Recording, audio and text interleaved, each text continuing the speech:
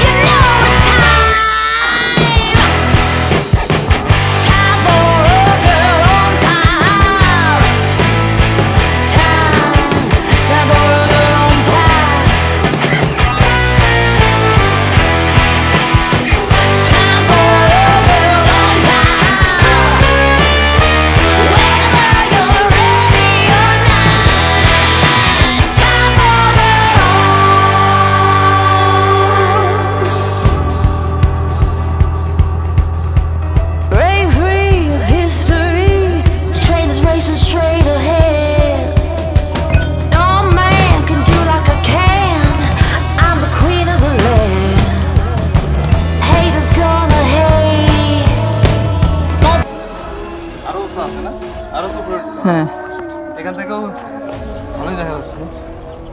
এই হচ্ছে পাহাড়ের নিচে বাড়ি ঘরগুলা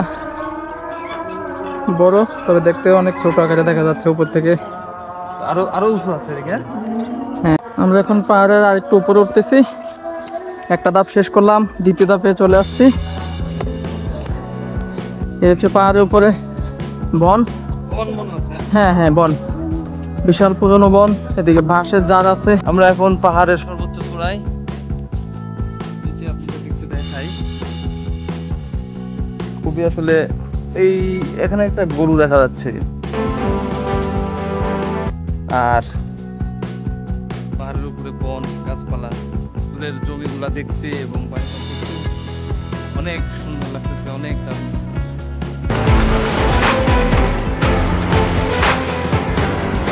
এই দূরে আবার কিন্তু ইন্ডিয়ার বর্ডারও আছে। আমাদের এই পাহাড় থেকে কয়েকটা টাওয়ারও দেখা যাচ্ছে ইন্ডিয়ার, তারপরে বর্ডারও দেখা যাচ্ছে, কিন্তু আসলে কেমন কতটা দেখা যাচ্ছে এটা বলতে পারতেছি না।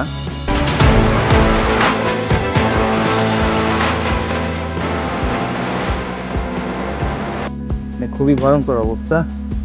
পাহাড়ের গা ঘেঁষে আপনাদের কিছু দেখাই।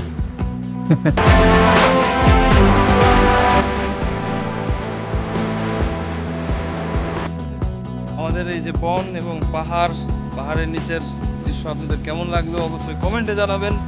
আমার ভিডিওটি ভালো লাগলে লাইক করবেন, শেয়ার করবেন, আপনাদের বন্ধুদের মাঝে ছড়াই দিবেন।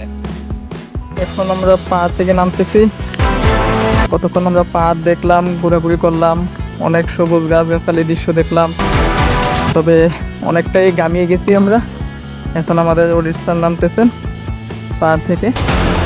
তার সাবধানে দেখে নেবেন, পড়ে যেতে পারেন।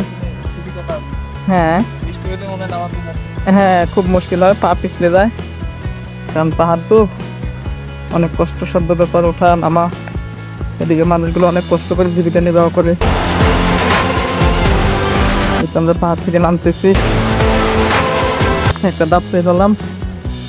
এখন আমরা আর একটা ধাপ পার করবো। এখানে একটা কাঁঠাল গাছ দেখতে পাচ্ছি, অনেক পুরনো, মনে হয় যে 70 দশকের।